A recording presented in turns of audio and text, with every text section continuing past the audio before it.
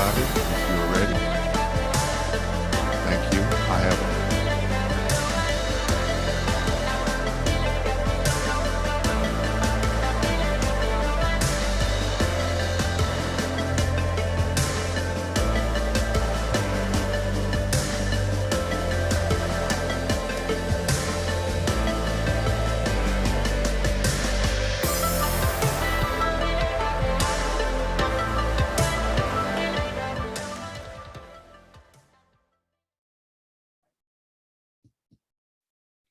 Greetings, Tony Mobley here. Happy to have you with us tonight. So tonight we're having a very engaging conversation about equity, diversity, and inclusion. And so I want to start with this. Why are we here? We are here because life has provided me the opportunity to have real conversations with real people. So that is why we're here, and that is what we're going to try to do. But I need your help. I need you to ask questions in the YouTube chat. I also need you to ask questions in the Q&A in the Zoom webinar.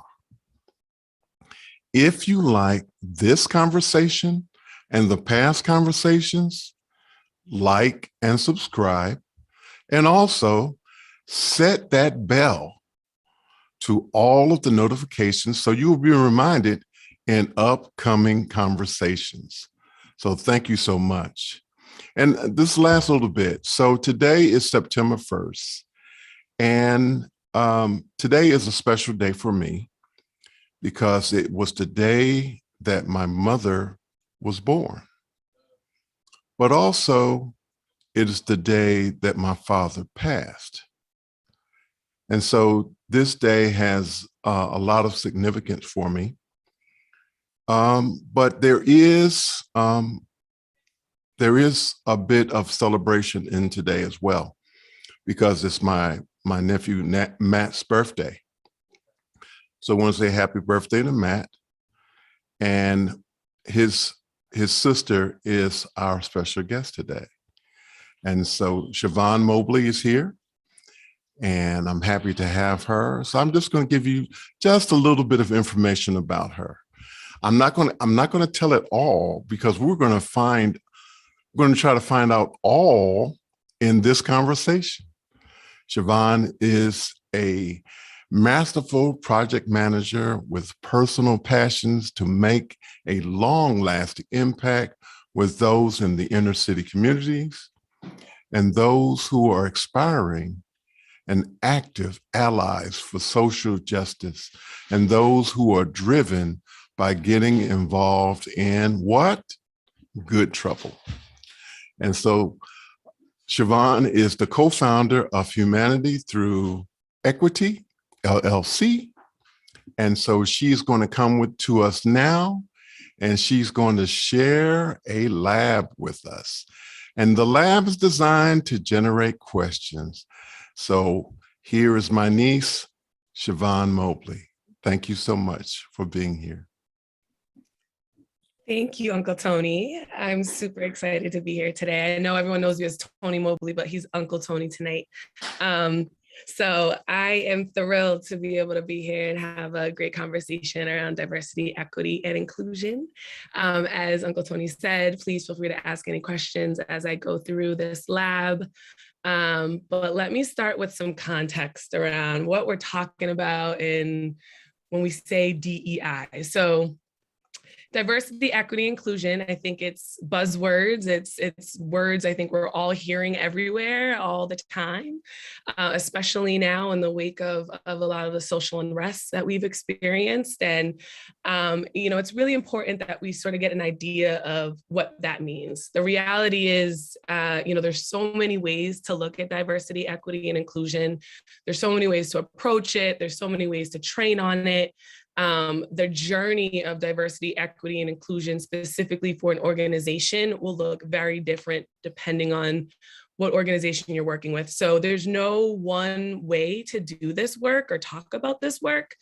But what I did want to do is kind of break down what I see, how I see DEI breaking down into almost 3 major concepts. And so the first one really comes down to being able to engage in conversations that are typically taboo or conversations we normally would not have in public spaces, especially the workplace. So i.e. race. Being able to engage in those conversations is really where the work begins in diversity, equity, and inclusion so that we can understand the different perspectives and experiences of others. So that's one big piece. The second piece is really around understanding our own identities and how they impact us, the way we see the world, but also how we interact with each other, right? And so when we talk about diversity, we talk about, people from different backgrounds and identities, and a lot of times the work of DEI is really understanding your own identities and how those identities show up, how you show up in the world with those identities, and then essentially move through the world and make decisions that impact others. So the last piece I'll talk about is, being willing to be vulnerable and authentic in owning your own identities. And so again, I think there's not enough talk around identity and what that actually means. But once we start talking about it, then it's time to own it and recognize how your identity results in either privilege, some sort of opportunity, or results in marginalization or being part of an oppressed group of people. So again, there's so many ways to think about DEI, but that's how we approach this work. Those are our 3 core sort of pillars in terms of what you sort of need to come to the table ready to be prepared to do in order to see the change and be the change you hope to see. So with tonight's lab, I obviously will not have enough time to kind of walk through all 3 of those scenarios and what they look like. So what I really wanted to focus on is the conversation component and what we in the industry call challenging conversations. Some people call them brave conversations. So many different terms. What we're really trying to say is, how do we come to the table as a group of all individuals with different backgrounds and experiences? How do we come to a table, learn about each other in a way that is respectful and that really encourages growth on all ends? And so when we go out with clients, Sydney and I, when we're out talking with clients about this work, we really like to introduce what we call engagement and communication strategies for talking about this type of work. And so what we're going to do tonight is I'm going to walk us through just 5 of these communication guidelines. I'm going to have a little role play with my business partner, Sydney here. And then I'd actually, after each sort of scenario, I'd love the panel to sort of weigh into if you have any thoughts or anything resonated with you from these concepts and or strategies that you see us play. So with that said, I'm going to get started. So the first one is called, or what we introduce, and I should preface this by also saying, this is a culmination of guidelines. I mean, there's so many. There are probably a gazillion different types of guidelines, strategies, ways to do this. So I do not take credit for all of these, but this has come through my research as some of the top engagement strategies that seem to really render the success we hope to have. So the first one is lean into discomfort and expect lack of closure. And so you're going to hear me say this all night long. If you are not experiencing discomfort, if you are not uncomfortable when we're having these conversations, then you're not doing the work. And what that really means is, in order for us to grow, my biggest growth, any transformation I've ever had in my life has come on the heels of discomfort. And so similarly, when we're having these types of discussions around race and gender and sexuality, it's really important that we don't ignore that discomfort or try to ignore it, right? We need to lean into it and really allow ourselves to sit with that discomfort in order to get familiar with these new ideas and these new concepts. And so as you lean into that discomfort, that also may result in you can also expect a lack of closure, meaning, I know in most conversations, if you're talking to someone, you expect that there's a back and forth, you get to give your opinion, they give theirs, and then we get to leave the room, everyone's happy, we're all on the same page. Again, when we're talking about identities and we're talking about human beings and who we are as individuals, there's not always going to be, each conversation is not going to end with a clean slate, right? Each conversation is not going to end with very clear goals or outcomes all the time. So for instance, if I'm talking to Sydney and she says something to me that I feel is racist in some way, and I say, Sid, listen, that's not cool. Like, I don't feel good about that. Sydney's could have a number of reactions. Her reaction could be, well, wait, trying to defend herself and explain why, and no, but listen to me. This is what I'm trying to say. The reality is, what I had just experienced in that moment, what I had expressed to Sydney is my reality and my truth. And there really is no debating that, right? There's no arguing my experience. So sometimes it may feel like a lack of closure on your end, right? If you're having this conversation and you feel like, your point's not getting across or someone misunderstood you, sometimes we have to be willing to sit with that and be okay with that and recognize that there's learning and growth in that. So again, I'm going to encourage all of you as we continue down these conversations to really lean into that discomfort and be okay with that. So the second one we always like to talk about is active listening or actively listening. Don't take it personal. So what does this mean? I always like to introduce this concept when I'm talking to primarily a group of white people or people not of color. I really say, when I ask you to actively listen, I'm asking you to believe me.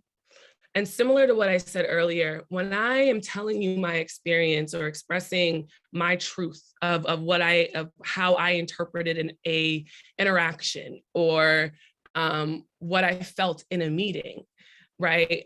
I need you to be listening to what I'm saying and trying to understand my truth, as opposed to you trying to think of a resolution or resolve or some sort of debate that could make me think differently in some aspect of my experience. The reality is my experience is my experience.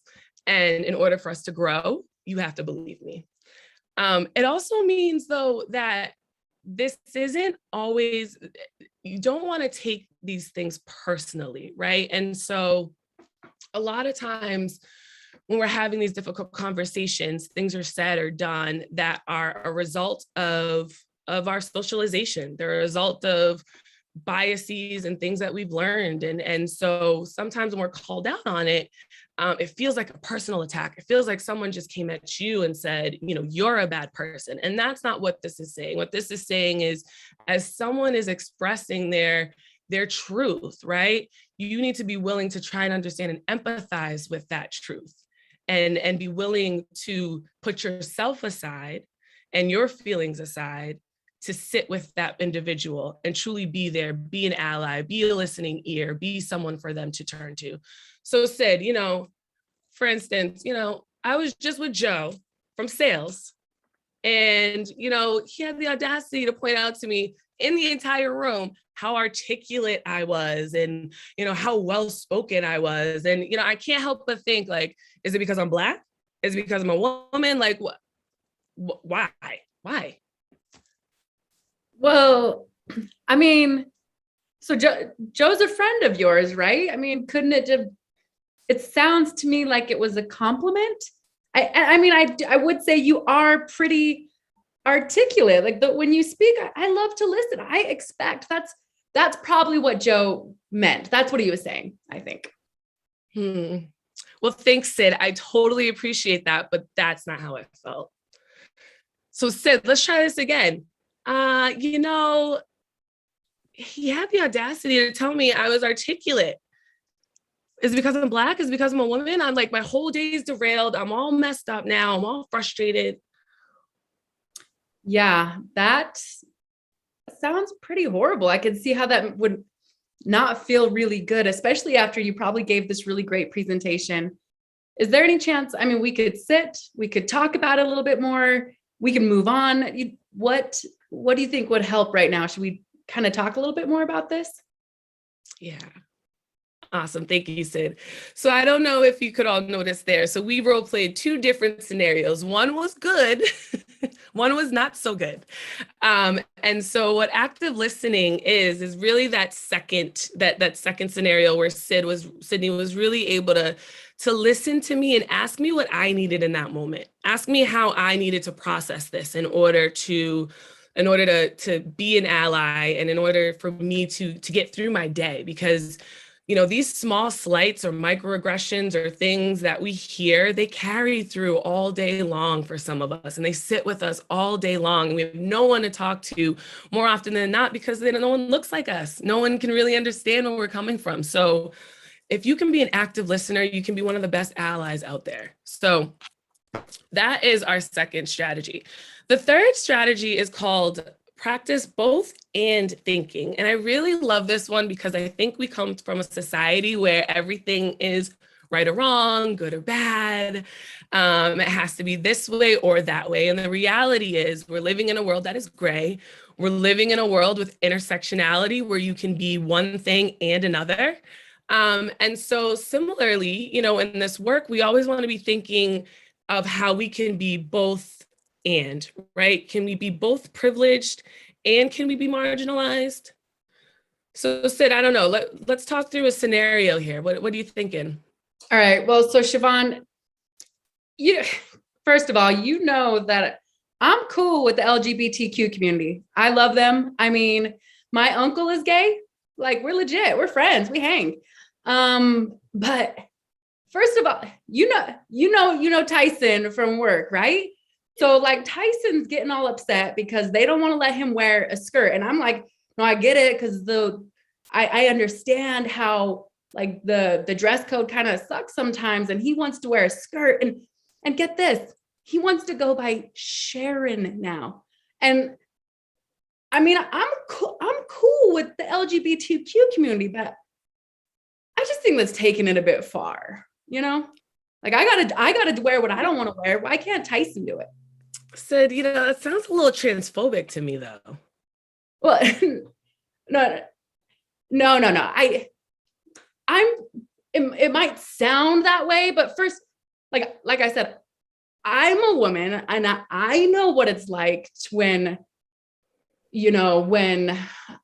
work doesn't let me do what I want to do. I have to deal with it. So if I have to deal with it and I have to do what they want me to do, it seems that Tyson should do the same.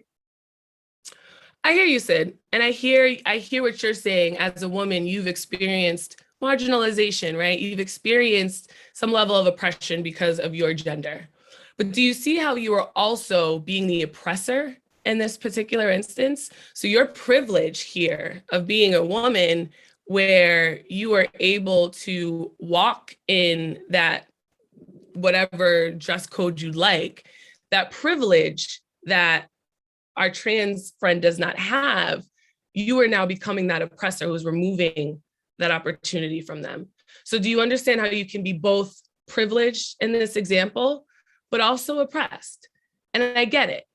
But our goal here, right, is that we recognize where we can leverage our privilege in order to combat the oppression of other identities and other groups. So I'd encourage you to think about how could you leverage your privilege in this instance to be more supportive of our trans coworker. Thank you, Chiavone.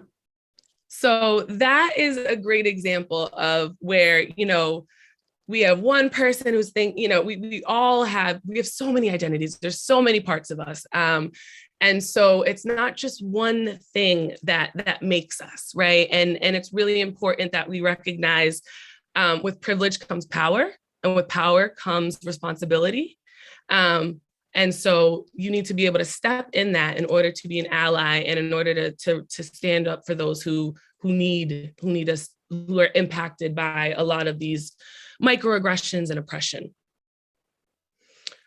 All right. The next one is distinguish intent versus impact. And so what this really means is, and I'm just going to keep it really real here. What it means is this isn't about you. It's not about your intent. No one cares what your intent is. So the reality is, if you're talking to me and you say something that about my race or about my gender that I feel is harmful, that hurts me, that doesn't sit right with me, right? The impact of those words is what I'm walking away with. The impact of those words is what I'm feeling. Your intent does not change any of that impact at all. And now I'm left with this impact going into the world, feeling this weight of that impact of your words, while you get to go about your day, right, with your intentions that really don't matter. So Sid, help me out here. All right, so Chiavone, a Jew, a priest, and a guy in a wheelchair go into a bar. All right, are you ready for this? This is gonna be good. And then Chiavone, so hear me out. So are you cool with this? The guy, the priest, and the guy in the wheelchair. Yeah. You ready for this joke? I mean, I think I think you're trying to make a joke, but I'm feeling kind of uncomfortable here. But no, I get it. I get that, but it's just a joke. I'm just trying to raise the spirits. Everybody looked a little down today. It's been a rough day. It's the end of the day. I'm just going to raise you up and everybody's going to have a good time. We'll just move on. Yeah, but see, when you make those types of jokes, what you're actually doing is perpetuating the stereotypes and the harm that is done to the impacted individuals in your jokes. So that Jew or whoever else you had mentioned, the fact that we are making light of their oppression and their marginalization is what continues our society and allows our society to continue to make jokes in these manners that are impactful to people and that hurt them and that keep systems in place that keep those individuals oppressed. So while it's a joke, it's not funny. All right, I'm going to just say this real quick to the audience. If you hate me, just congratulate my acting because I'm really sorry for everything I said today. She's not like this at all, I promise. So end scene. But yeah, so that is, again, distinguishing intent versus impact, right? The impact of that joke that Sydney made and how that carries with somebody else who heard her or overheard her, and that continues around the horn and they're repeating it. We're just continuing to perpetuate all these stereotypes, all these biases that we see playing out. And it's really important that we understand, while a lot of us do have good intent, and I will not take that away from most people, it's not really what matters when it comes to this work, when it comes to talking about diversity, equity, and inclusion.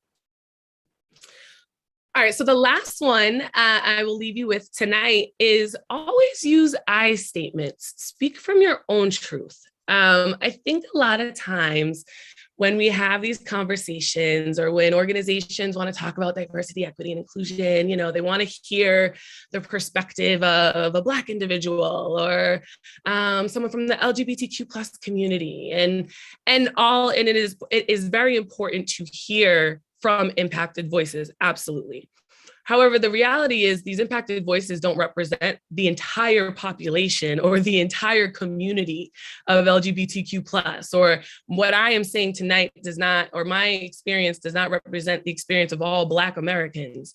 And so what's important is that when I'm talking about my experiences, when I'm talking about this work and how it makes me feel, I'm coming from a place of I, so that I recognize that I'm not making assumptions about other people or other groups of people, and allowing others to really understand who I am and my identities as an individual. So it's really important that we try to stay away from sort of this concept of like, well, we all think like this, or we all, well, I know my people. I know we've heard that one before, right? So it's really important that we're coming from a place of our own truth, which no one can challenge and which no one can take away from you. And so that in itself, I think, really helps continue conversations, because who can debate your truth? So with that said, Uncle Tony, that is what I have for you tonight for our engagement and communication strategies. again, the idea here is just, leveraging some of these are easily Googleable, maybe, to find ways to engage. I know that some of these conversations can be scary and intimidating. So I really hope that these strategies were helpful in ways to sort of address some challenging conversations, ask some difficult questions, that sort of thing. Thank you, Chiavone, so much for that. Really appreciate it. Bravo. Thank you. Thank you, Sydney, for your acting. We appreciate it. And so thank you. I'm very happy with this presentation. And so what I want to do right now is before we go to our questions, we're going to go around and have the panelists introduce themselves and just tell a little bit about what you do and why you think this crazy guy invited you to be a part of the panel tonight. So we're going to start with Ron Mobley. Why did I suspect that's the way it was going to go? I am Ron Mobley. I am related to Chiavone Mobley. I'm also related to Tony Mobley. Tony's my brother and Chiavone is my daughter. I am a assistant vice president for a Fortune 250 insurance company. And I'm also the president of the board of directors for the Worcester Boys and Girls Club of Worcester, Massachusetts. I believe you invited me largely because you had a family obligation to do so. It would have been very disappointing had you not invited me. But in addition to that, I believe you invited me because I too have a great appreciation for and interest in the type of work that my daughter Chiavone is exploring and developing, and I get to live a lot of those examples that she shared in corporate America happens very commonly. So hopefully I'm here to maybe add a little insight into what Chiavone presented today. Thank you, Ron. Mark Horner. Hi, Tony. Thank you. And thank you for having me on this evening. I work in human resources for the state of Washington for one of the agencies here. Prior to that, I worked in television news. I was a reporter. In my current position, I specialize in developing employee training. In 2019, I got to co-produce training on diversity, equity, inclusion for our employees in our agency statewide, about 1,500 employees. And so I learned a lot during that time. And as a result, I became very passionate about DEI and subsequently about accessibility as well. That kind of grew and morphed into that area as well, because they definitely overlap. And so I speak passionately about DEI, and I think, Tony, you've heard me do that. So that's why I ended up here tonight. Thank you, Mark. Appreciate it. You bet. Glenda McMillan. Hi, again, thank you, Tony, for inviting me.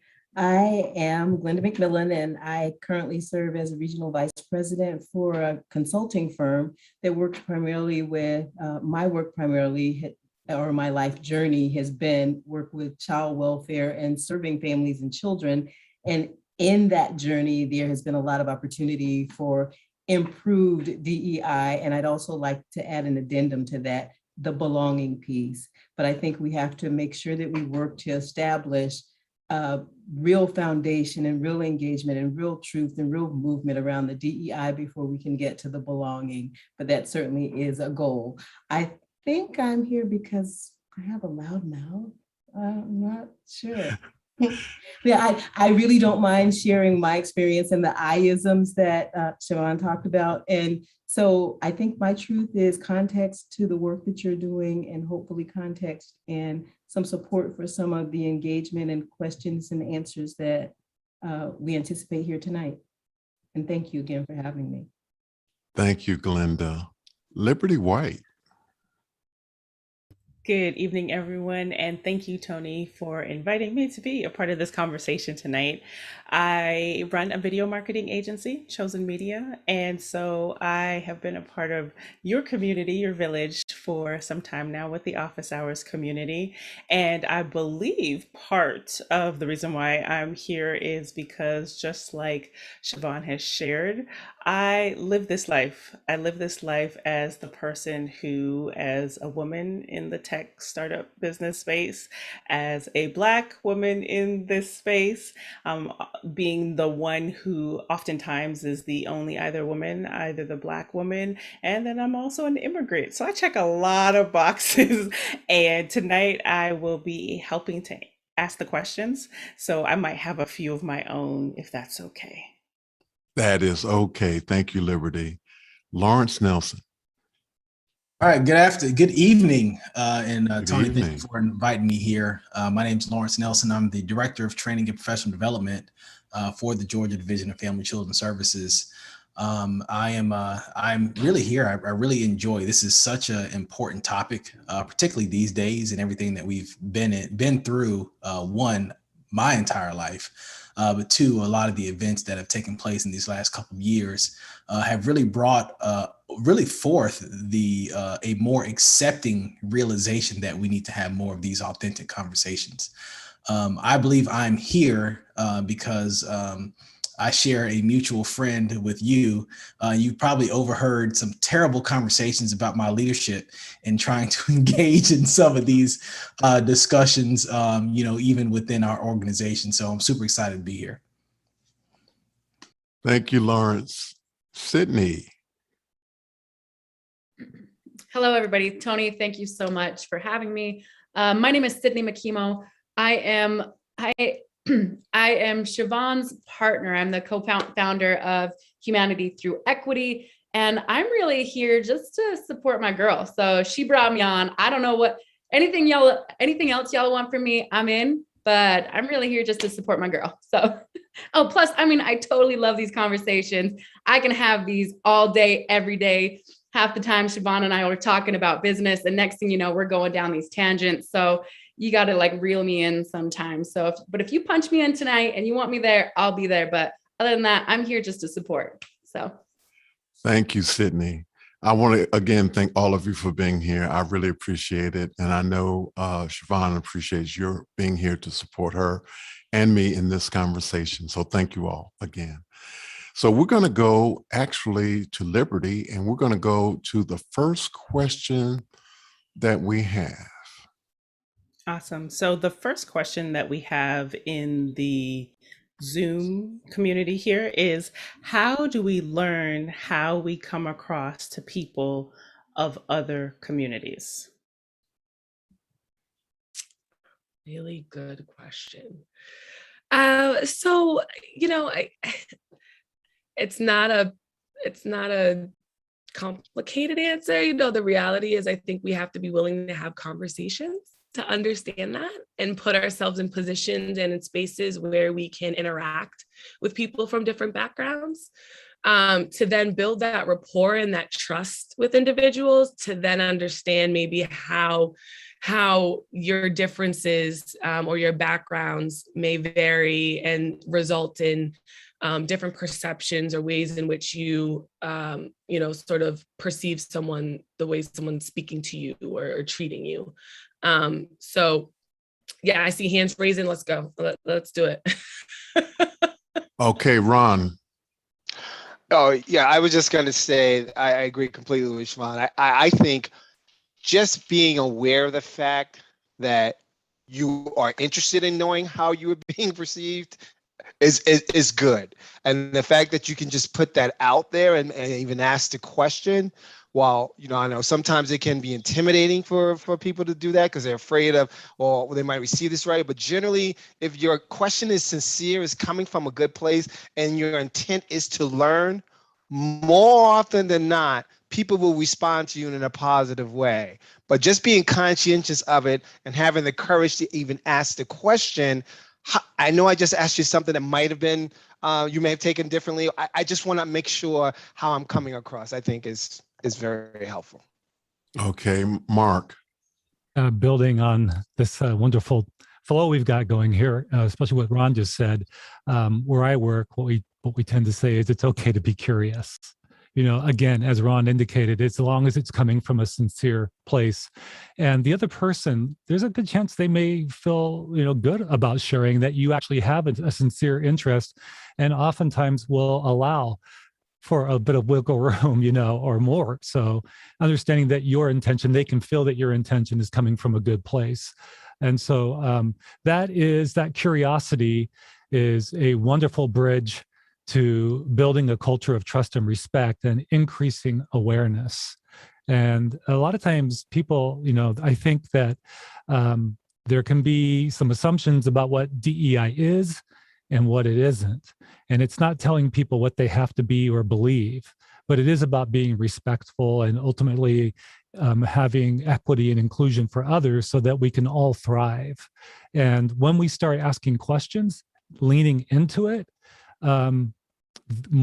that's when the magic starts to happen, I think. Okay. And Glenda, did you have your hand up? I did.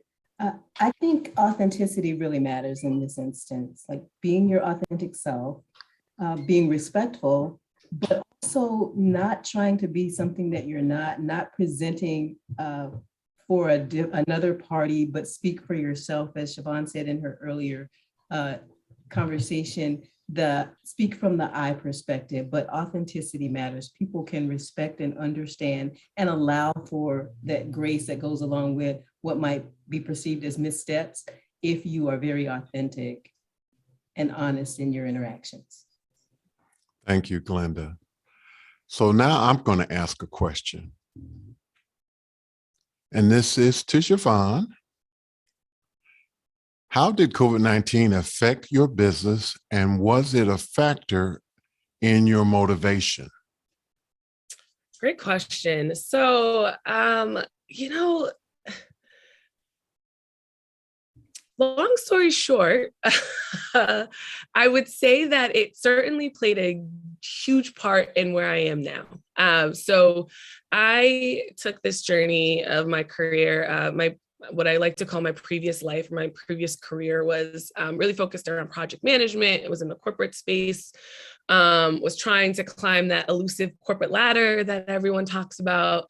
And as I started to grow and make some strides, the more I realized, the more isolated I started to feel. And the more I realized there were not people that looked like me, talked like me, thought like me that were around. And so that really started to weigh heavily on me in terms of what was my purpose? Like, why was I doing this? And so February of 2020, I took the leap of faith and decided that it was time for me to change my career direction and figure out a way for me to make a difference and have an impact in my community, in society, some way, somehow make sure that I'm doing something different and making a difference. And so I quit my corporate job and COVID hit.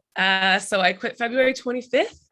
COVID happened in March. And so I was unemployed for a little while, really trying to figure out what this all means. And so this, it's actually funny. Me and Sydney were just talking about, how it's actually for me in this business, it actually it's a privilege. This pandemic turned into a privilege for me to be able to take the time that I needed and have the support that I needed from my friends and family to build a business and start to create an organization that really meant a lot to me and that I felt would be useful to the world and something that the world really needed. And so,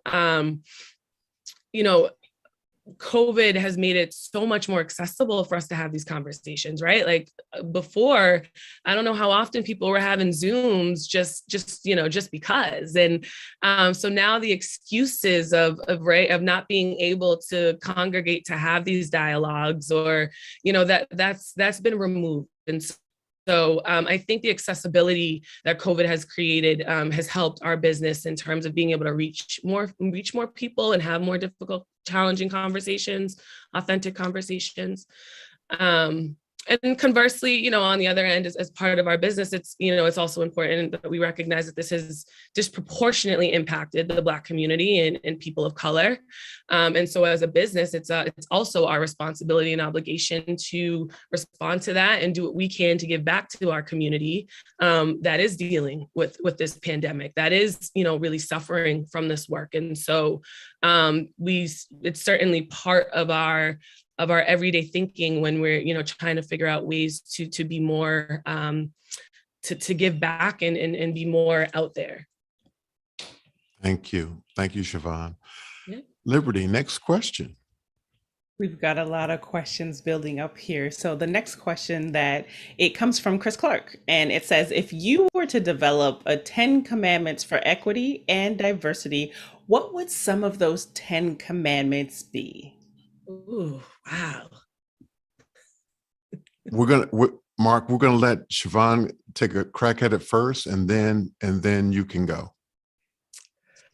Wow. All right. So what would some of those 10 commandments be? Well, I think we talked about a few of them. The first one is impact over versus intent, first and foremost, right? Always making sure that you are coming from an authentic place, but recognizing that the impact is what's most important. And so really being sure you are clear in your intent and understanding what that intent will actually render, the result that it will render.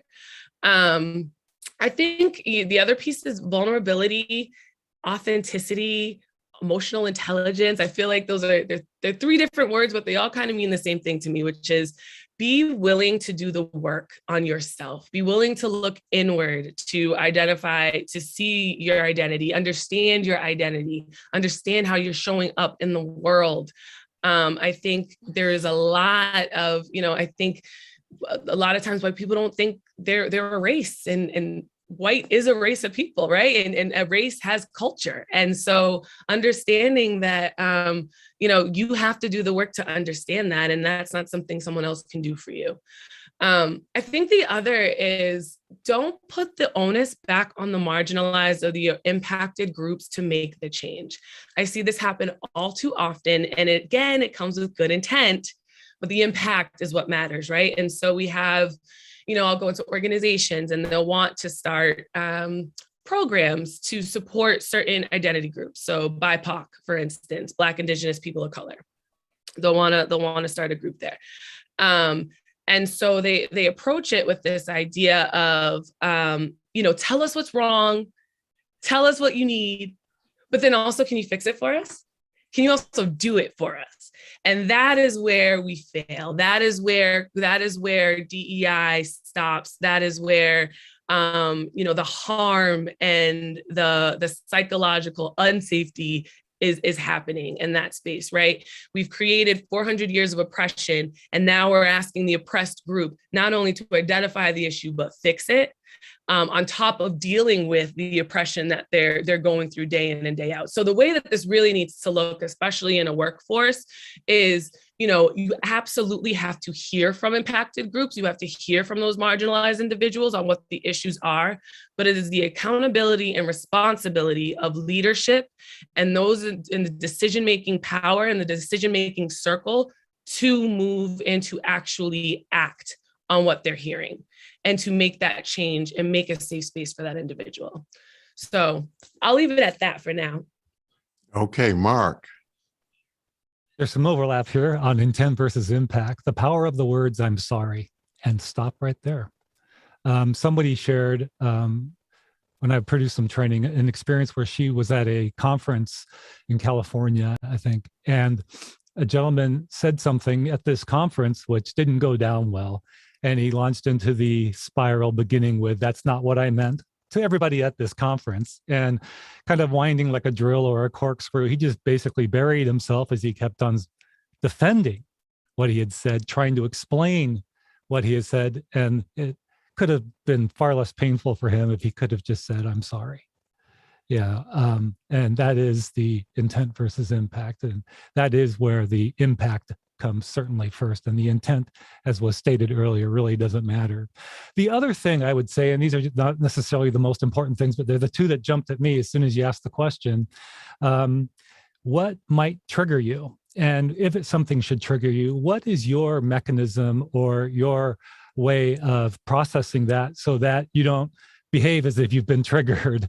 I've, had the opportunity now for the better part of 2 years to learn a lot about DEI. I have a lot more to learn. I still get triggered.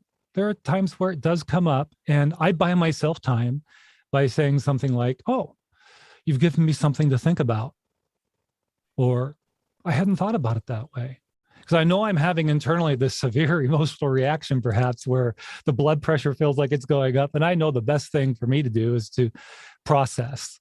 And when I say you've given me something to think about, as long as it's sincerely stated, I've not said something that comes across as confrontational or challenging. And I'm effectively buying myself some time. So I like to share that one with people because I have found it useful myself. Okay, Glenda and then Sydney. I would add to that list, listen and then act. And when I say listen, I mean be introspective, have that internal sense of maybe what's triggering you, what's cueing you to react or respond, and then that external awareness about what's around you. So listening for your internal cues and those external cues, and then being courageous enough to act when the time comes. Ron. Oh, I'm sorry, Sydney, then Ron.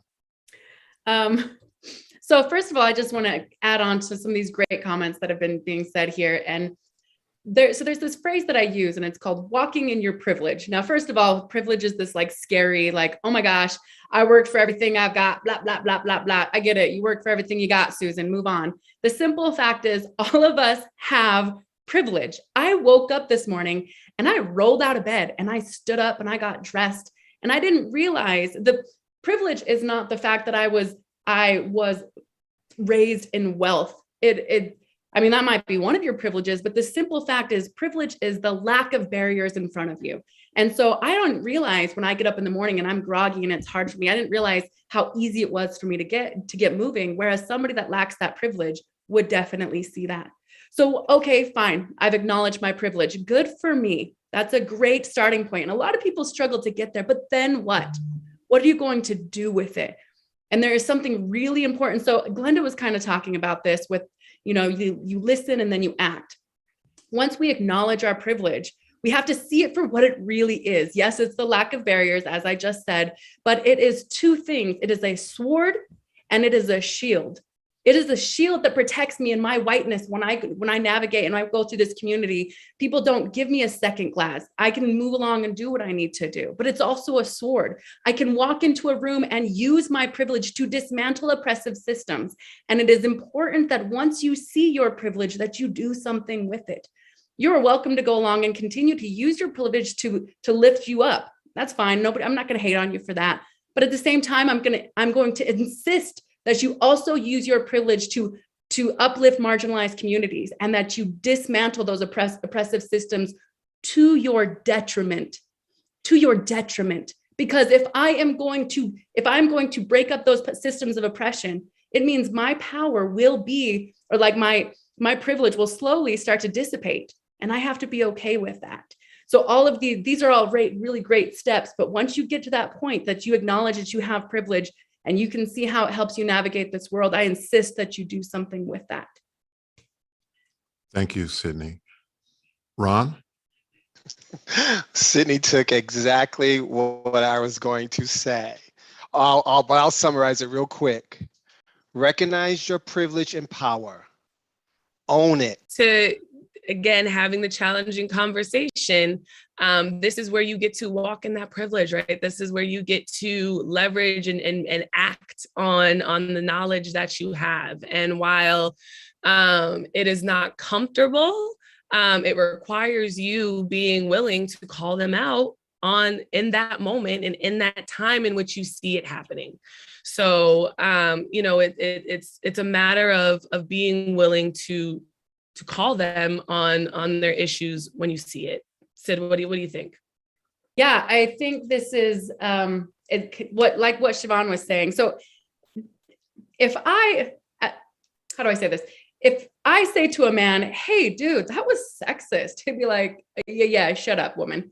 But if like my husband says to this man, his peer, yo, dude, that was sexist, he's going to do a double take. He's going to think about that, right? So you have power in saying, like, these are my friends, these are my peers that are bigoted in this way, because they already see you, trust you, and rely on your word.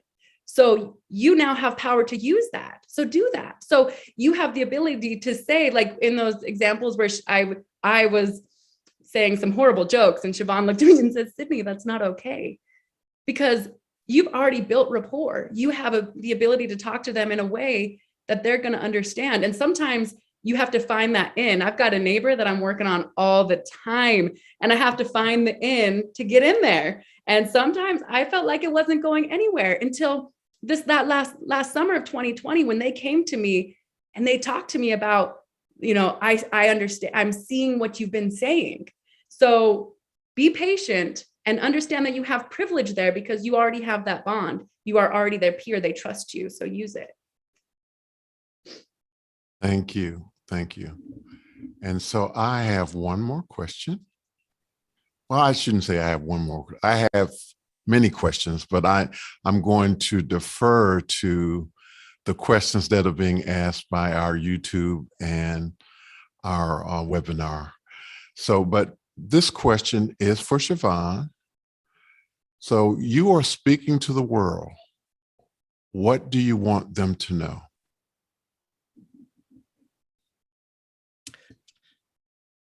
I want the world to know that this isn't a matter of, as we talk about so many different identities that exist, and all the things that we're seeing, the changes that we see happening in our world. I really want us all to take a step back and think about how these different perspectives and ideas are actually improving our world as opposed to hurting us. I think, we are so afraid of change. We're afraid of what's going to happen next. And I think when it comes to diversity, equity, and inclusion, right, the work is so iterative. The work is always changing. So is our world. And so what I would ask is that the world be more patient, be more open, and be more understanding to trying to understand different perspectives and ideas, as opposed to being so quick to sort of shut down or revert back to what we know. It's very easy to go back to what we know. It's very easy to sit in comfortability, right? But if we're able to push past that, the shared humanity that we're capable of, and the ability to uplift all of us is there, as long as we're willing to approach it with an open mind. And so I would ask that the world be more open-minded and more patient with what's happening and the changes you see. Okay, I'm going to take privilege and ask one more question. So in your business name, you have the word humanity. Why did you start your business with the word humanity? Yeah, so again, humanity is it's an action. It's understanding and recognizing,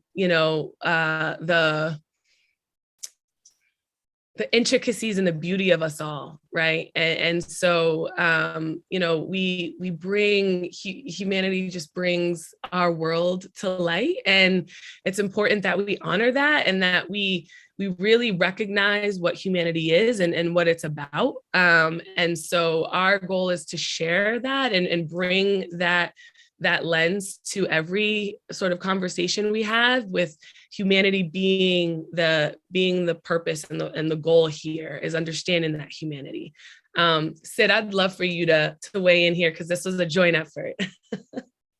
Thanks, Chiavone. Yeah, a lot of it. So that shared humanity, I mean, Chiavone was talking about, understanding what's going on in the world and all the constant changes and how tumultuous that can be in society. But we want to find our shared humanity, that thing that is inside each and every single one of us, that that part of that, and I think Chiavone gave this really great example of it, or this great description of it, but that shared humanity that's a part of all of us, as opposed to these polarizing things. Like, let's find that place where we come together, and we do that through equity. We do that as we continue to fight for equity, and we look for equity, and we search it out each and every instance that we're in, every situation. That's how we find that shared humanity for every person that's in that space.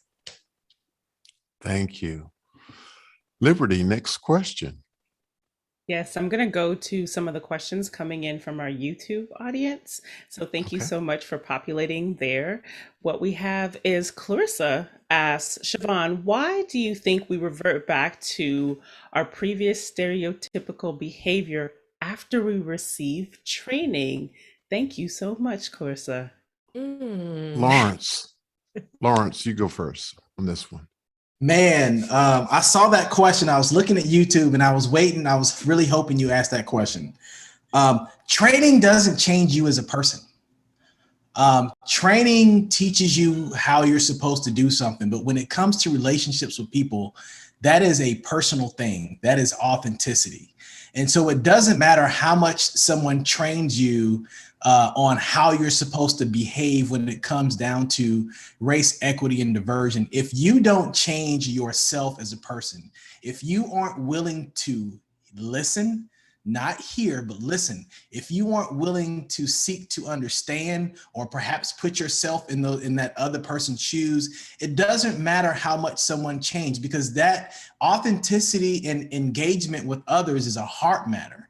And training cannot change your heart. That is an individual thing. And so when you go to that training, you have to look at it from a perspective of the training is giving you tools, but you have to take a step further and take a look at what you need to do to change yourself as a person.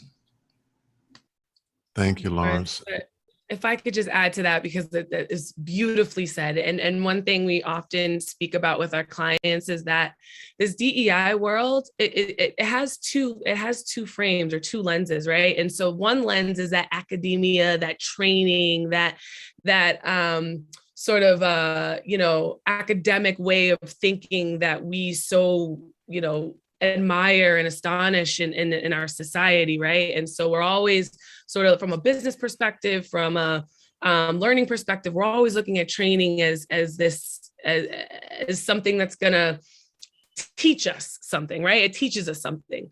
But the other half of that, right, is that personal piece, is that emotional piece. It's the piece that no one else can do for you, that has to get done. And so, as Laurence said, there's no DEI work cannot be successful. You cannot be successful at changing your behaviors if you are only looking at it through an academic lens, or if you're only looking at it at a training lens. It has to be coupled with a true passion and authenticity for personal growth and change and understanding. So I just love the way you said that, Laurence. Thank you. And for those who may have come in late and don't know what DEI is, please define. Yes, so DEI stands for diversity, equity, and inclusion. Thank you, Chiavone. Next question, Liberty. So the second one that I'm bringing in from YouTube asks, how do Black women in positions of authority assert themselves without coming off as the angry Black woman, even though they're meeting the dynamics of their male counterparts? Taking notes here. Yeah. Yeah. That's a great question. And I wish there was a good answer to it. The reality is, this sort of goes back to walking in your truth and owning who you are, because the world, there's only, as we talk about this work being personal, right? And we talk about people having to change their minds and their hearts. You don't have control over that. You don't have control over those individuals. And so, while it is frustrating and just aggravating to be in those positions where you want to share your voice, but you're afraid of what that's going to look like, or how that's going to be perceived, this is where, you know, we as individuals, you know, have to take some ownership and some onus in owning our truth and in owning our story and in being okay with people not being happy all the time with what we've said or how we've said it. You know, I think that it's certainly not easy to sit there and anticipate everything, but you have to be, you know, you sort of have to, from my perspective, be willing to step out of that box, even though. So Liberty, I know you have something to say. Thanks. I wanted to actually add on to that question, even though it was a great question from our YouTube audience. But I remember when I was in about grade 4 that there was an incident where there were now who are friends, like 30 years later, really good friends, but just on the playground where they said, "You're so bossy." And what makes this more intense is the teacher called me in and agreed with the kids. And look at this, years later now, I'm an entrepreneur and a leader. So are there any tools that you can share that will also help parents of kids? Because I've got a young daughter and I'm trying to be mindful of how I also speak to her. Yeah, absolutely. Yeah, I mean, it's again, Sid, I think that you might have some tactical places here or ideas here, but yeah, again, it's about having the conversation with your kids and empowering your kids to feel like they can speak up for themselves, to feel like, you know, regardless of what society tells them, you know, who they are and what they are is what's most important, and that they have to live in that truth and that no one else can take that from them. I would love for anyone, as I'm not a parent, but I would love for anyone else to jump in on this one. So I'm going to call on Sydney, but I'm also throwing the ball to Glenda. I know Glenda has something to say about this. Go ahead, Sydney. Okay, I wasn't sure if I was going first. I didn't want to jump in front of you, Glenda. So, that was a really great question. And there's no way I could jump in there and talk about the experience of being a Black woman in the workplace. But what I can speak to is raising a Black daughter and raising my kids to navigate this world and experiencing those same scenarios that you were talking about, Liberty, about, you know, at school and the racism that my daughter experienced. And she is just one strong woman. Chiavone met her and spitfire, just going for it. And that really seeing how the world treated me as a white woman doing that, but it was different with my daughter. It was hard enough for me to be allowed my mouth running through the world, and it's a whole different playing field for her. So the best thing I can do is, first of all, I go to her schools, I go to those places, and I let them know that I will not be having any kind of mess from them. They will not. Any kind of racism, they jump on it and they do something about it right then and right there. And they'll say, I'll be like, my kid gets called the N-word and you're done. Oh, that never happens. It's happened and it'll never happen again. And if it does, I expect you to do something about it. So anyway, I go in those conversations with the school. So now they don't mess around.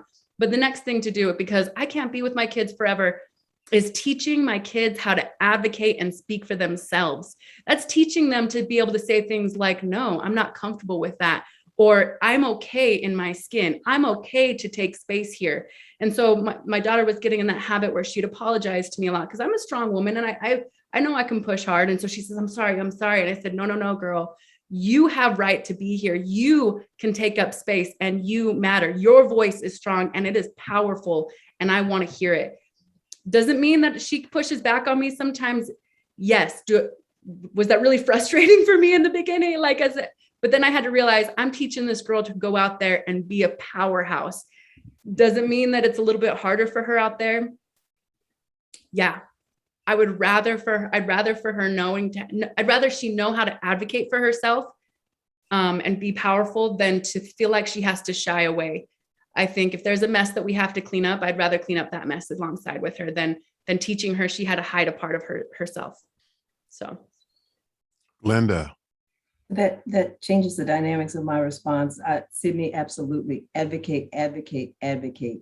But in addition to that, I think what my daughters benefited from most was the modeling.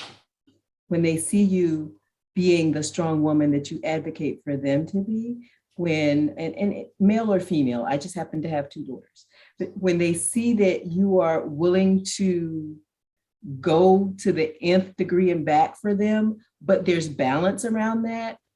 I don't acknowledge their issues. I acknowledge their challenges, but I don't uphold their mess.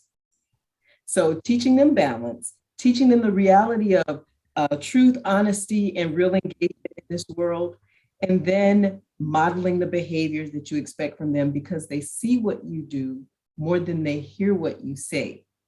So that's my suggestion around the child piece. The angry Black woman comment. I resembled that remark once or twice. And my response to that is that if you are doing what you know to be the right thing, if you are treating people fairly, equitably, engaging with them, meeting them where they are, history will right that wrong. So I worked with Laurence and that large organization. And I can recall a time or two when by one upper management member, I was called the angry Black woman. And as I left the organization to pursue other things, I left that as his response to my service.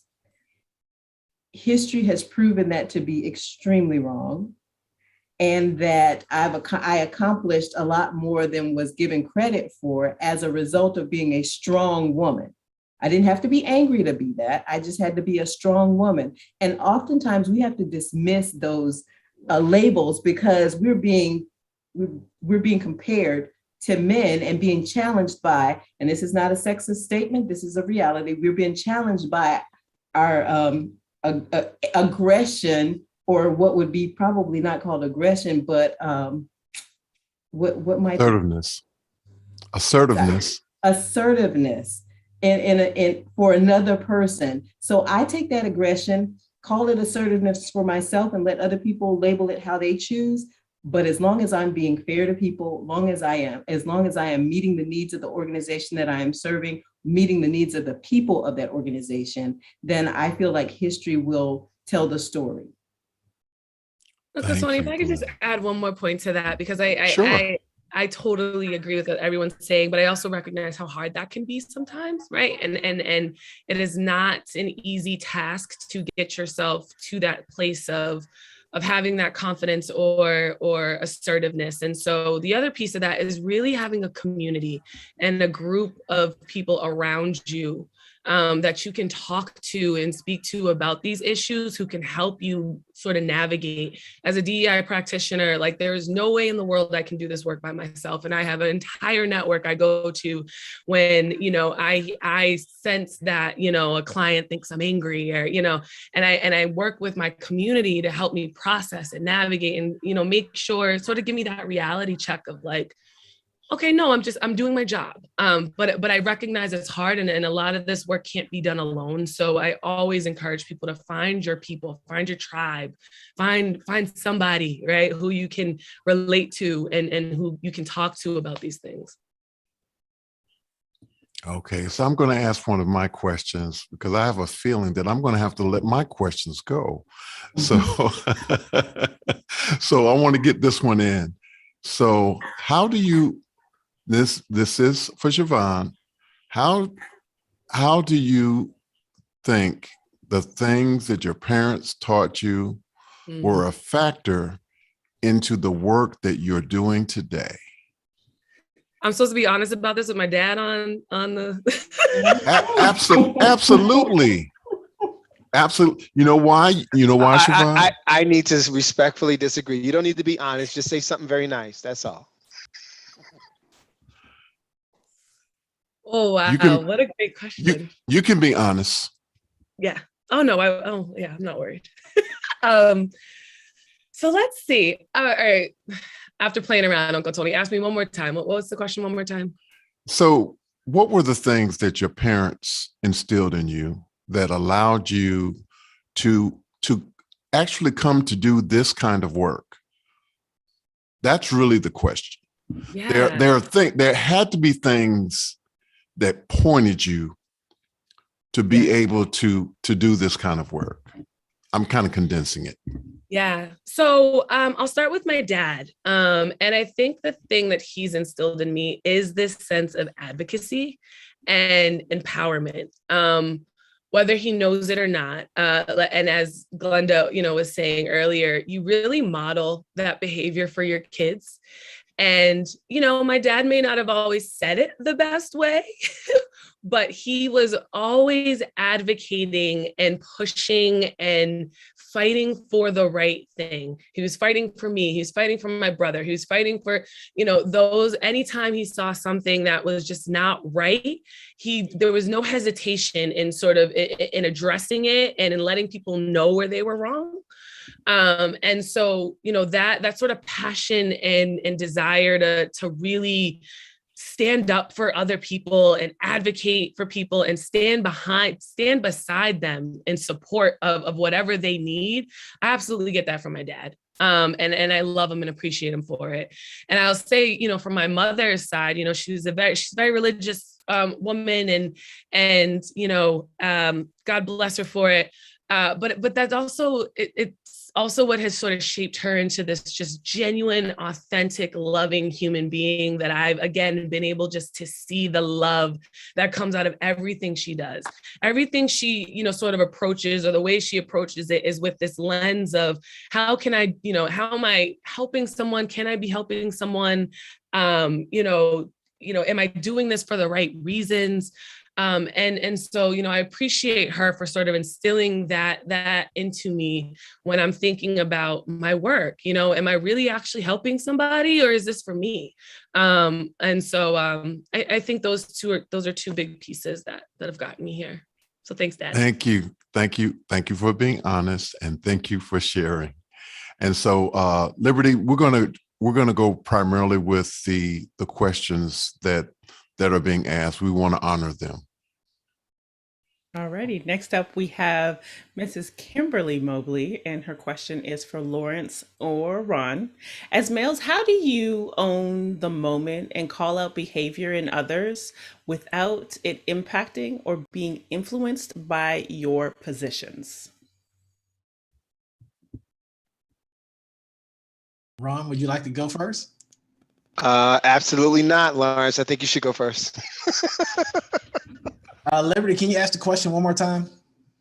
I can. So Mrs. Kimberly Mobley asks, Laurence or Ron, as males, how do you own the moment and call out behavior in others without it impacting or being influenced by your positions?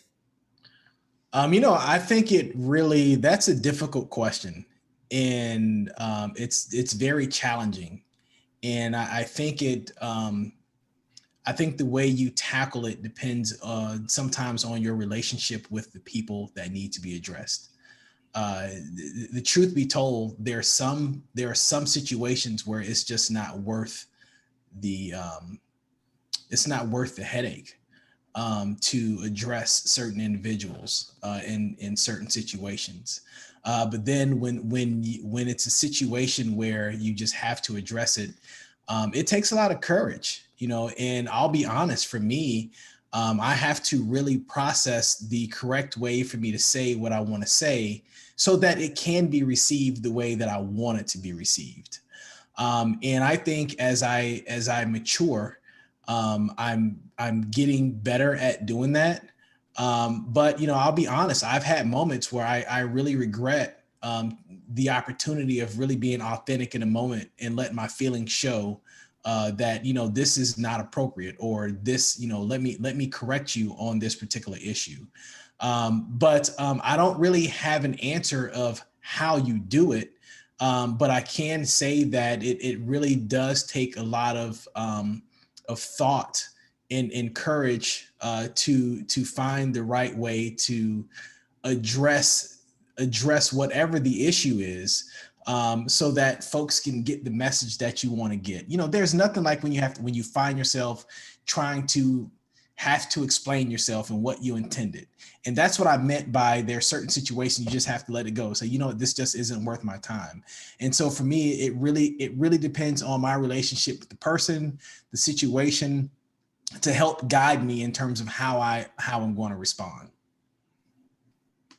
Yeah, thank you, Laurence. I agree completely. And I think what I would add, I would lean more into the relationship piece. As I think about where I currently work and how I've worked at other places as well, establishing a relationship of being known as someone who's a nice person, very respectful individual, but he's going to tell you the truth. You're going, and I'm going to be consistent about it.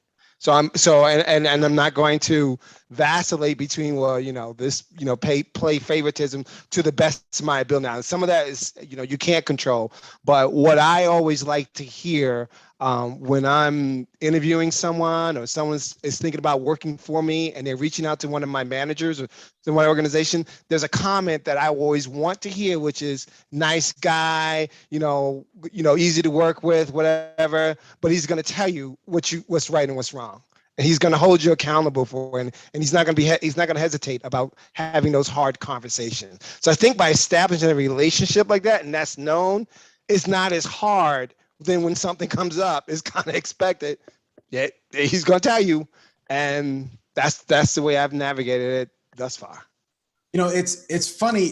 You know, even with that question, I have, and I don't know where this came from, but this is a note in my phone that I saved. You know how you read books and you see quotes and you just save it. And I was reading something and I have this saved in my phone, and it says, I have few regrets in regards to decisions I've made. The one thing I do regret is the failure to be authentic and courageous in times that I needed to be. I've seen other Blacks ostracized for being authentic, afraid that I too would miss out on opportunities. I adapted to how I felt others wanted to see me. And that struck me because this goes back to the conversation or to the point around processing our relationship with the person, or thinking about, you know, what is going to be the repercussion on the back end. And the real truth is, you know, we have to own the need and be courageous enough to be authentic in the moment and say what it is that needs to be said, and sometimes not worry about the repercussions on the back end. And that's a really difficult place to be, because you do have the stigma, you know, we just had the conversation about angry, you know, how people perceive, you know, the angry Black woman. You know, Black men experience the same thing in positions of power, particularly when you are managing a group of folks that don't look like you.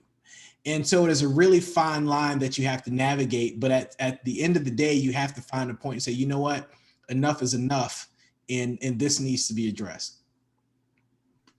Thank you, gentlemen. Next question. All right.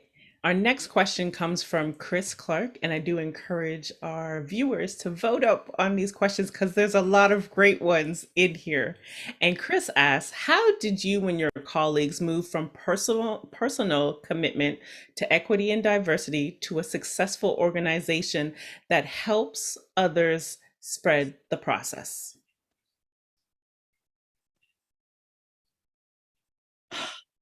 How did we do that? Well, so, you know, we talked, so there's this picture that we present to our clients, and it's sort of threefold, and it's a nice, I wish I had it now, but it's a nice big circle. In the middle of that circle is authenticity and vulnerability. And then we have education, then we have action, and then we have rest, restore, and reflect.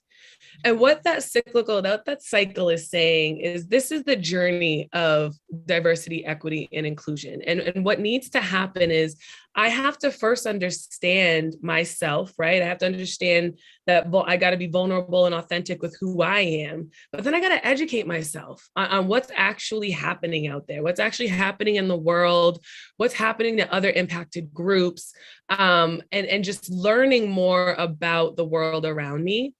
And then once I'm able to educate myself and see, and really know what's happening, then I can move to some sort of action to then help people do that, right? And so with this, for me, my personal journey was, really sitting in this corporate space, realizing, I'm not valued for who I am because of the color of my skin or because I'm a woman, because of both, and so recognizing that was my truth and living in that truth that sometimes is hard to accept. I had to do a lot of my own personal work to be okay with that and to find ways to empower myself and to advocate for myself beyond those points so that I wouldn't allow that to hold me back, right? So that was the personal work. But then I started to realize, okay, while this is my experience, there's so many other identities and experiences out there that I need to be aware of, that I recognize that I might have privilege in, where I can now be an ally, where I can help another marginalized group be better.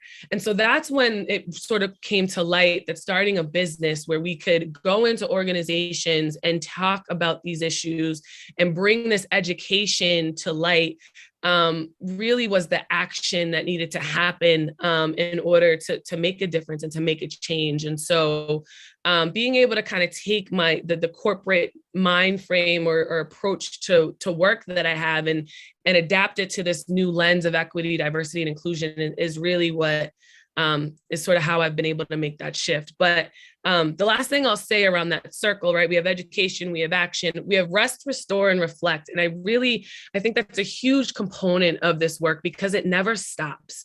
And as soon as we think that this work is over, that's when we're in trouble. And so it's really important that as we do act and as we do educate ourselves, we also sit back, reflect on some of the actions we've taken and what was the impact of that? Did that really do what I wanted it to do? Rest, right? This is hard. If you're an advocate, if you are, you're out there trying to support and literally fight systems of oppression, you are going to have to give yourself time to rest and restore and come back to this game, ready to go. But where people fail is in that rest, reflect, and restore, right? We often stop there. And that's where we got to keep pushing. That's where we got to be honest with ourselves, be honest with the process, and allow ourselves to reflect, to be better around the next cycle. So hope that answered the question. Go ahead, Mark. Yeah, when I heard this question, what it meant to me was what I ultimately personally believe to be the secret sauce in terms of this desire to kind of let this thing gain some momentum and result in conversations that go beyond the training, where people are talking around the water cooler, if you will, where it remains, top of mind and people are talking about it. When we first, where I work, decided that we were going to implement DEI training, I was simply asked to shoot the video where two presenters who were contractors were going to get in front of a small group of our staff and present. When I shot the video, it was shown to a group of employees and it fell flat, basically a focus group. So I suggested, because I have a news background, that I think that what this needs is we can still position these contractors as the experts they are, but we can help make them shine. But what we need to do is bring in the voices of our staff. And so I used Zoom to 2019 because Skype wasn't working properly for us, Skype for Business. And while I could travel to some nearby locations, and we put the word out statewide to 1,500 people, do you want to be part of this project? We'd like to hear your stories. And so when people were, beyond an hour's drive away across the state in Walla Walla, Washington, for example, I used Zoom and I recorded and we got their stories. And so the videos we ultimately built, this was over the course of almost a year. That's all I worked on, was these 5 videos complemented by this workbook. And the supervisors throughout our agency were part, they would have their staff come together for this training, watching each video and then working out of the workbook. But what the secret sauce was, in my opinion, it was hearing from your peers what they've encountered, how they've been made to feel, experience, it makes the hair on my arm still stand even talking about it, because it really created awareness. And even some of the people who I think were really perhaps resistant to DEI and some of the lessons that we teach, such as white privilege, hearing from your peers was pretty powerful. People that you've learned, that you've been working side by side perhaps for years, and you never knew these things.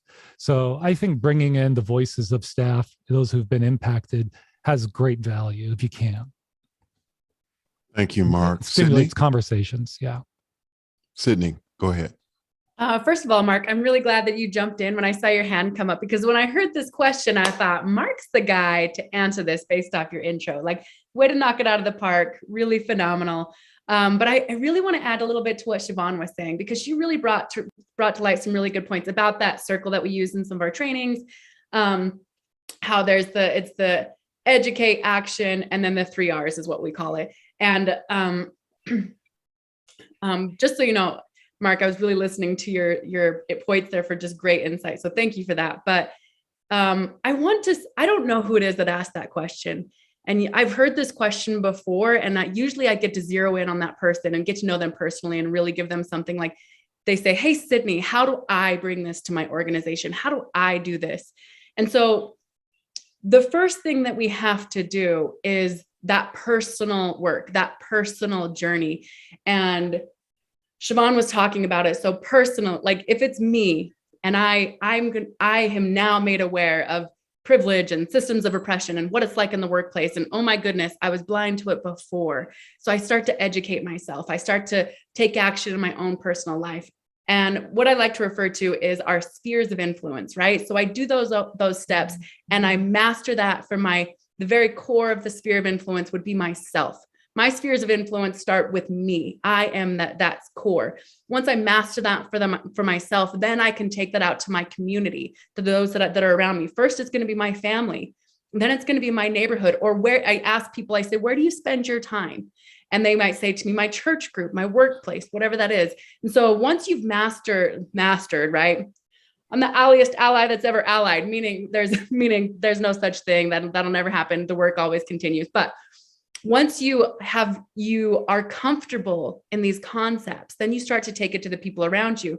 And that includes your workplace. So if your workplace is not doing these things yet, then it is your responsibility to bring that there. So talk to those stakeholders, talk to those that have power, the decision makers within the workplace, to start bringing these trainings. I was at one of my workplaces, and I had to raise the money to bring in an outside trainer to help with that kind of thing, and to help kind of get us moving in that direction. But then also, kind of like what Laurence was saying earlier, I had to bank on my relationships within my organization because people trusted me there. They didn't know who this person was. So I propped them up. I'm like, they are amazing. They changed my life. And they did. Whitney Parnell, fire, fire, fire.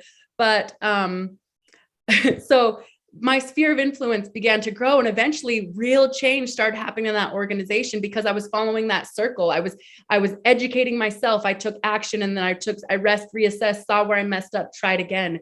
And then I went to my organization. We worked on education in there, action within the organization. And then we reassessed, did some surveys, saw where we were, and that continued to grow. So I think Mark has some really great insight in how it worked within his organization. And Chiavone and I, with the LLC we've created, that's how her sphere of influence has grown. She was doing that work on herself, then within her organization, and then said, my sphere of influence can be greater. I can bring these trainings. I can do this thing. And so I think that was a really great question. And I just wanted to add to what everybody else had to say. So whoever it was that asked that question, you work on yourself, your sphere of influence will grow, and your activism will continue. So. Go ahead, Ron. Just real quick, and I thank you, Sydney and Mark, both. I just want to bring a perspective to think about this for corporations as you are trying to create programs and bring in support to help bring this D&I work into your space. Just think about whether or not that person should be an employee in that organization versus a consultant within that organization. Because I see it all the time, major companies that have, some senior VP, some VP, some director, whatever, who's the, head diversity and inclusion, D&I person, which is nice. Nothing wrong with that. Nothing to suggest that, they can't do the job. But I will ask them to think about, though, the fact that that individual's paycheck, that individual's bonus is going to be driven by how his or her work is perceived. And if he or she's not necessarily saying the things that that corporation necessarily want to hear, the hard messages that need to be delivered, it can't be influenced by, but I want to make sure that my bonus payout is still okay. So maybe I won't quite say this or so just as that word and as companies think about, I really think about, should this person report through the organization, or really should it be an outside, truly independent consultant who can deliver the real view and perspective and hard messages that you, Mr. CEO, CFO, whatever, may not really want to hear? Thank you, Ron. Next question. Our next question comes from Chris Clark, and he says, can you say a bit more about the concept of microaggressions? Yeah, great question. So microaggressions, there's a few terms for them. Some people like to think of them as subtle acts of exclusion. And so earlier, we actually sort of went through a role play of a microaggression where I, as a Black woman, was in a meeting, and this white man tells me how articulate I am, and how well spoken I am. And so for me, right, that is a microaggression, because I feel like what you're saying to me is, you're surprised that a person like me, that a Black woman like me can speak and talk and hold a conversation, an educated conversation, right? And so that microaggression, or that little subtle act of exclusion, of making me feel othered, of making me feel like, I'm a little bit different. That's where the harm happens. And those are areas and places where they're not always super easy to identify, but they exist. And so, the goal for these microaggressions, and how I see it, is a lot of times these microaggressions come out of your own biases and your own, understanding of the world and the socialization that we have. And so what you really need to first recognize is what are your biases, right? What are those things or stereotypes that you have in the back of your head about people that then outwardly come out through microaggressions without you knowing, right? How many times have you thought of, I always use this example, someone, a homeless man on the street, right? I have this idea, and my bias, in my head is telling me, you don't give this man money, you don't do any, and so what's my microaggression? I now I'm rolling up my window really fast when he's walking by my door, right? I'm making sure that, if I'm stopped at a red light, I'm not making any eye contact, right? That's a microaggression. This is still a human being, right? I don't know his story. I don't know his truth. I don't know what's going on, but I have to recognize my bias there that then is outwardly showing and creating behaviors in the world that turn into these microaggressions. Go ahead, Mark. Yeah. I have white privilege, so I have not lived with the type of microaggressions that people of color have lived with. But I also think it's important when you want to learn about microaggressions, just imagine what that repetitive chipping away at one's at another individual's full self-worth, must feel like compounded over time. And if I may, if it's okay with you, Tony, I just like to read the definition we have where I work for microaggression. I'm sure it's very similar to others' definitions, but I think it helps. Go ahead. Okay. Microaggression, the everyday verbal, nonverbal, and environmental slights, snubs, and insults, whether intentional or unintentional, which communicate hostile, derogatory, or negative messages to target persons based solely upon their marginalized group membership. Thank you for sharing that. Thank you. You're welcome. I think it's important. This is very powerful, and I think it's only fair to let everyone know that we actually have a ringer doing some of the question. Dr. Chris Clark is supposed to have been a panel member, and obviously something happened and he was not able to be on the panel. But that's why we're getting these great questions, because he was supposed to be on here with us. So I thought it was only fair to let you guys know why we're getting these great questions from Chris Clark. So we'll go to the next question. Awesome. And then just to add to some comments coming in the chat as well, Mr. Clark also shares a great picture. He says, microaggressions are like mosquitoes, tiny, but they can kill you with yellow fever or malaria or ruin a good night's sleep. So just a very picturesque, flowery comment there to just put that image out there. But for our next question in the Zoom chat, we have hold on one second, Liberty. Yes. We're gonna let Glenda respond. Oh, yes. Now, I'd just like to add that microaggressions sometimes come across in the form of compliments and or expectations for the majority.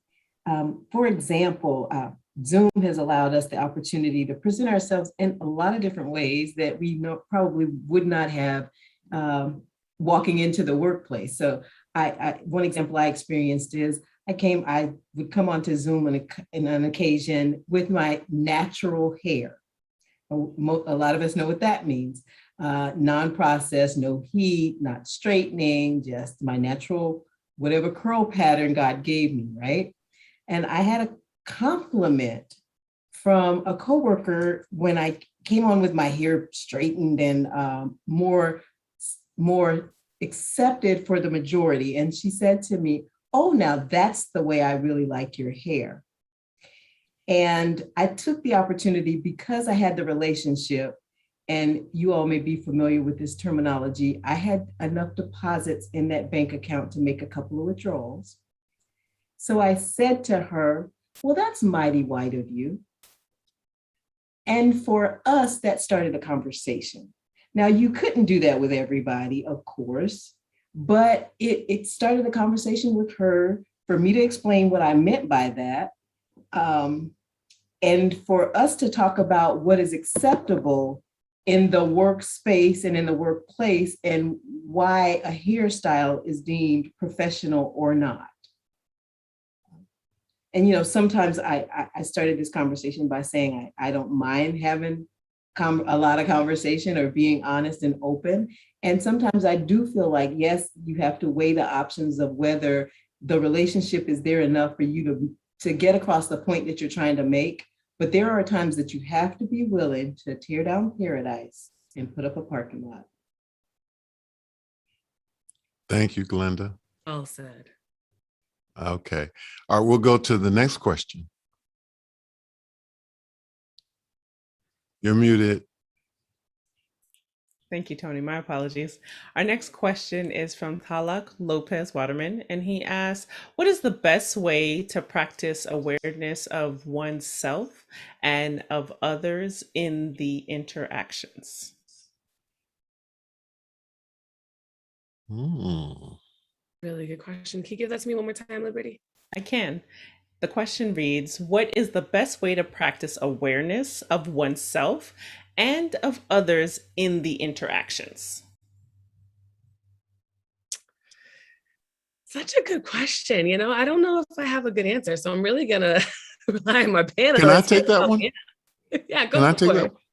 So I think it's important a lot of times for us to recognize that we should try, when possible, to try to put ourselves in the other person's position, or vice versa. They should try to see who we are and what we might be dealing with.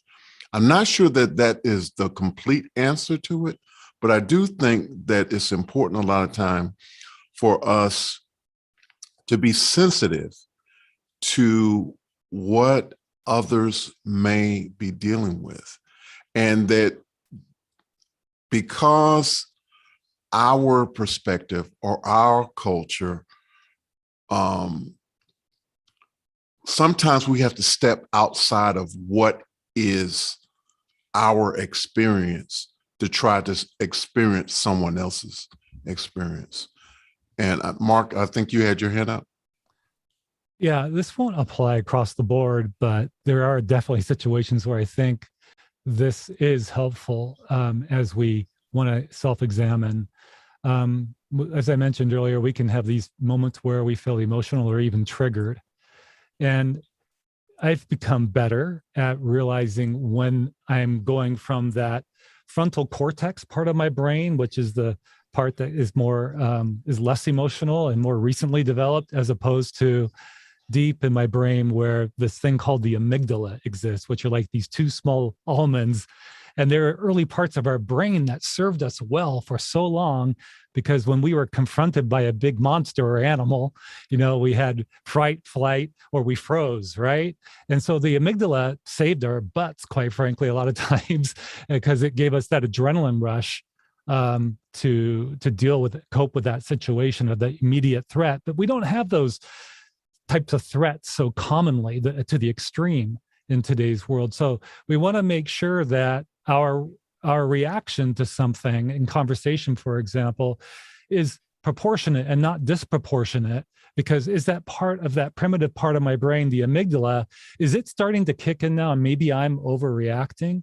And so I try to catch myself and, say, okay, let's leave that and let's go into that frontal cerebral cortex part of my brain where I can reason things out and remind myself that maybe I need to listen more than talk. Also, in all matters today, this is me on my personal soapbox, so I'm definitely using the I here, but in the age of social media, there are so many deep pockets where it seems like people are poised to reach for their imaginary guns and blast people and neutralize them and dismiss. I contemplate whether to engage in this, but I really have a reaction to the idea that we always have control of that amygdala response. I mean, I work with children who are traumatized, and trauma impacts that response to the point where people don't have the benefit of making a decision. They are constantly triggered, and therefore their response is always heightened. And so I encourage that we figure out how we're going to respond. If at all possible, we identify ways to engage that get across the message that you want to get across. But sometimes people need to know that this bothers me. And it doesn't always come across by saying, that's a challenging statement. I could be burning inside. And if I say that, you think I'm okay. I'm just having discourse maybe with you. But then there are, again, the people who don't have the option to be able to control those reactions. And I think that's where we give grace and understanding around what trauma does to an individual, and constant minimizing, othering people, being engaged in that constant microaggression environment can lead to those kinds of triggers where responses are greater than what the comment seemed like. And that may be the straw that broke the camel's back. I've heard it 10 times in the last 10 days, and I'm just done. And so there's where the grace comes, the understanding, the listening, even even through the what may be perceived as inappropriate responses, let's listen for the message. And that would be my only encouragement. Thank you, Glenda.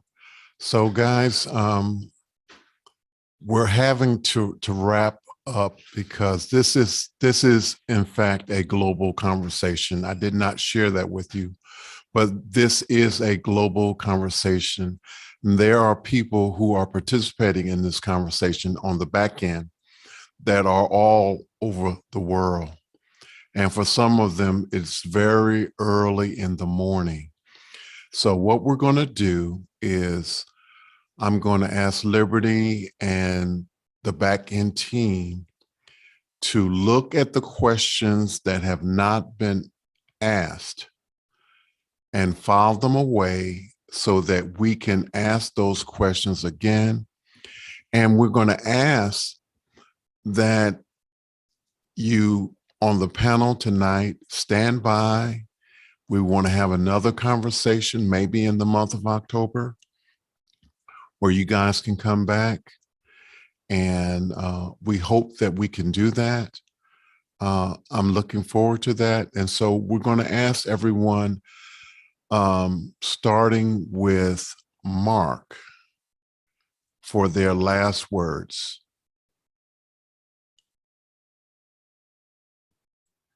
Haven't you heard enough from me?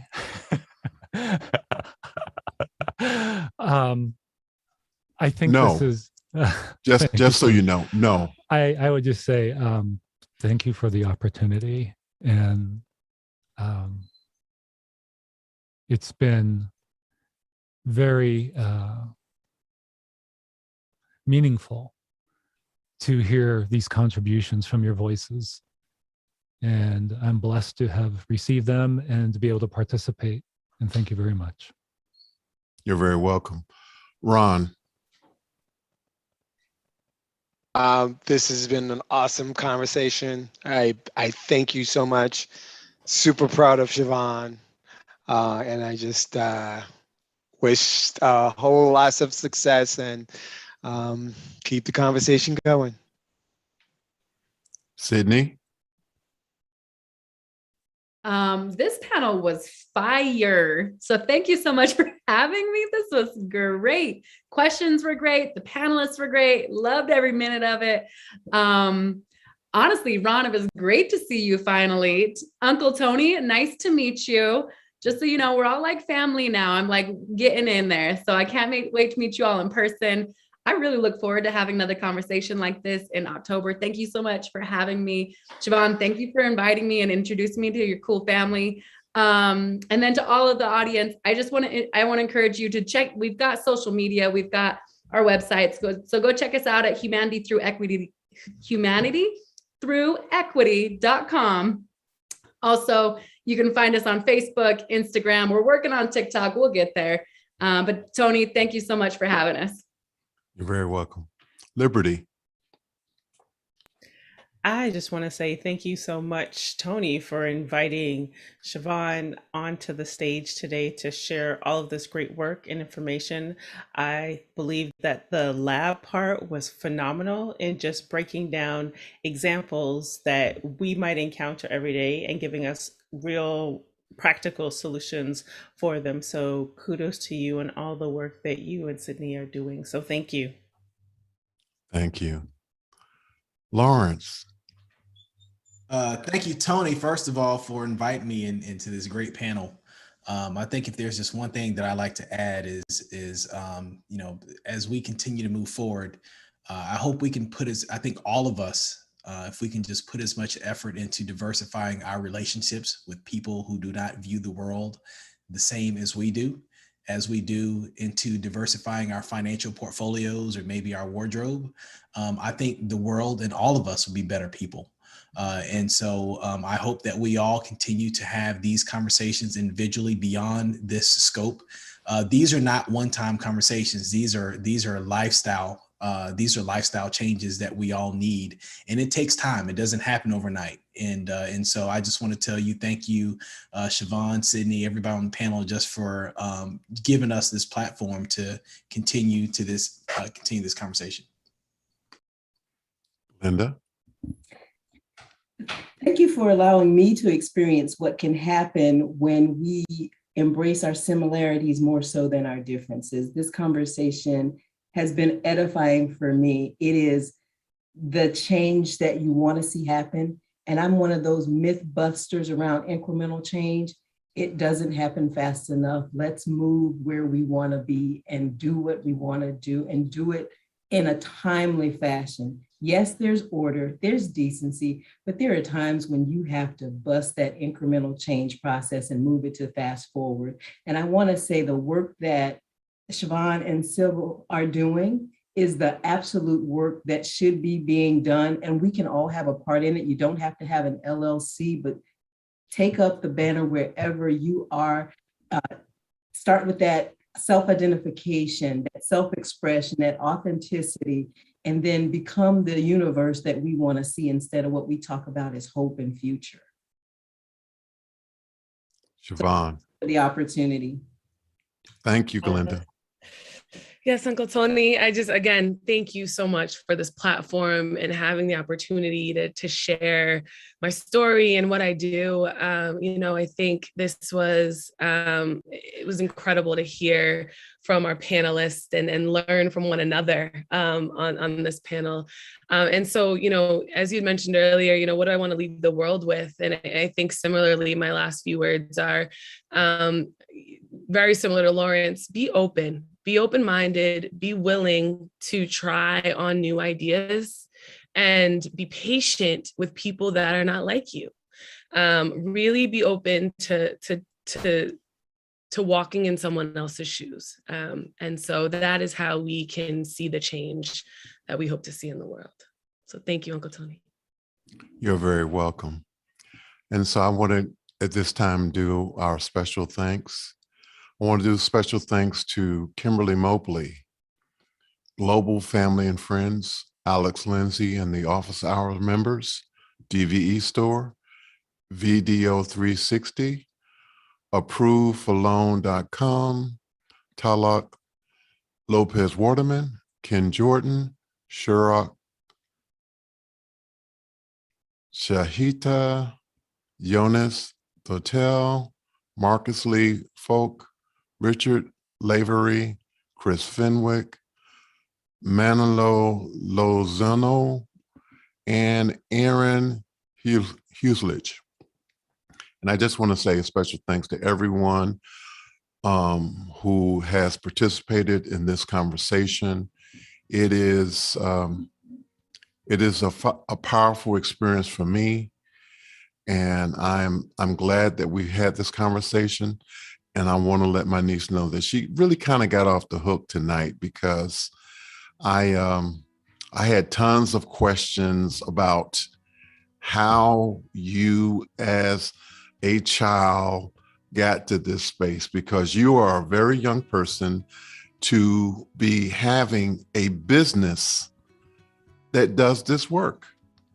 And so I really wanted to get into that. And so, but we'll save it for another time. And the last thing is, I had a question that I wanted to just raise to you, Chiavone, and to the panel. And it's not a question for us to answer tonight. But the question is this: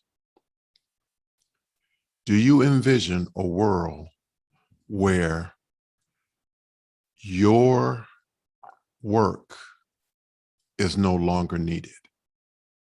I just want you to think about that.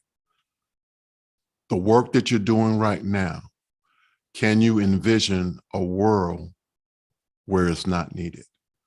And that's just for all of us to think about. So next week on Conversations with Tony Mobley, my special guest will be Alex Lindsay. And he is the creator of Office Hours and this conversation and the back end, this production, this full-fledged 4K production with slides and graphics and people cutting and people participating all over the world is in part due to his creation of the Office Hours community, Office Hours Global. And he would not like me to talk about it the way I'm talking about it.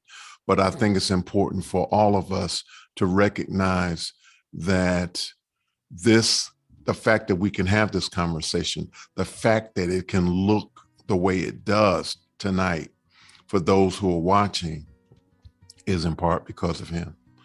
So thank you, Alex Lindsay, and he will be my special guest next week. I encourage those of you who found this conversation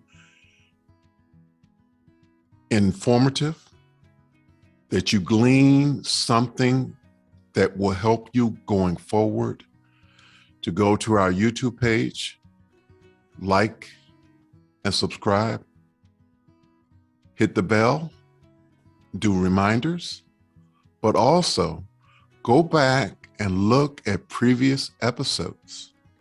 I have had meaningful conversations with people in the past. I think this is episode 11. I've had great conversations on a variety of subjects, and we're going to have a variety of subjects coming up. We're going to have people talking about mental health. We're going to have musicians. We're going to have artisans, actors. There are going to be a lot of, and we're going to be revisiting this conversation. And I want to say thank you so much for everyone for joining us. Thank you, panel.